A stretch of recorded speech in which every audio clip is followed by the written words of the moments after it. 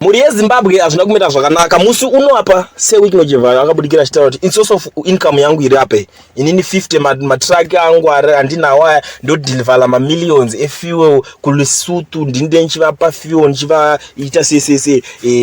unoona vanhu vakaita sana hopiwo chinchi vachitorwadziwa nazvo chichi vachiti mari ndeyekuba ina isi mhosva yangu yekuti yowapuwa chinchi right hopiwo chimbono akati unonyeba America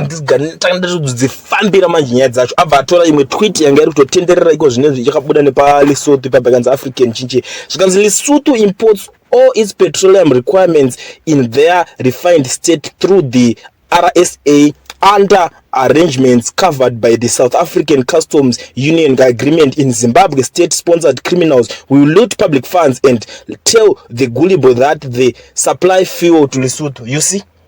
Because I feel you Lesotho aimbobve neuku but ipapa takada kutarisa nyaya iyi chichibvondorwa chichiputitswa kunzi bombabeka yanga isina kutangira nyaya iyi kana kuti yanga isiri kuperera ipapo pakuti zvangobuda ipapo nyaya yacho yabva yatofambirwa kutoenda kuna energy minister of energy wokuLesotho kuti abudisewo nyaya iyi. So pane COZWVA iyo inowanika on Twitter chinchi ndo vamwe vanenge vachizifambira zvikanzi Lesotho Minister of Energy Prof Ngosa Leuta Mahao speaking to COZWVA through his contact person Borane Manyeli through as said, we don't have any contact supplying fuel from seWicknell or any company associated with him. Kuramba pachena so kuti aiwa vanhu vangu ndovanoita business no but tikwanire hatisina kana dhirira toita newe ndo zvinhu zviri kuitika panapa vangomanaka ende unoziva kuti handisi kuziva zvangu pamwe this guy yake anogona kunge akazviitira izvo kuti vanhu vaone zvekutaura chinchi and stuff onyeba kuti ndinodisa zvinhu zvangu mafuel angu kuLesotho and stuff but panapa pari kutaura kunzi haana fuel yaanounza kuLesotho munei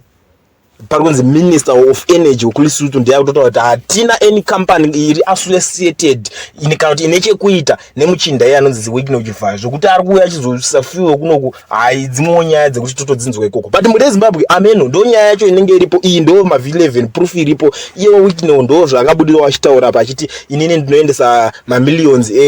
efuel every week hanzi ndodhilivhara 50 matracks angu andinawo but panapa veLesotho vakuzviramba vari kuti hatina any business ratoita naye ende wakatarisa Lesotho haisitombori nyika hombeka kanyika kadiki saka ukatarisa mamillions efuel aitaurwa ipapo in other words anenge achiedza kutaura kuti ndiye ega ari kungosupply kuLesotho ari ndozvo zvino zvingora kuti ndiye ega anongosupply kanyika kacho kese because tiri kutaura zvenyika kadiki tokaenzanisa nechiko neHarare chete kakatopera Harare inondokura kanyika kadiki kakatokomberedzwa neSouth Africa wona nyika iri mune imwe nyika hatitarisira kuti inenge iri nyika hombeka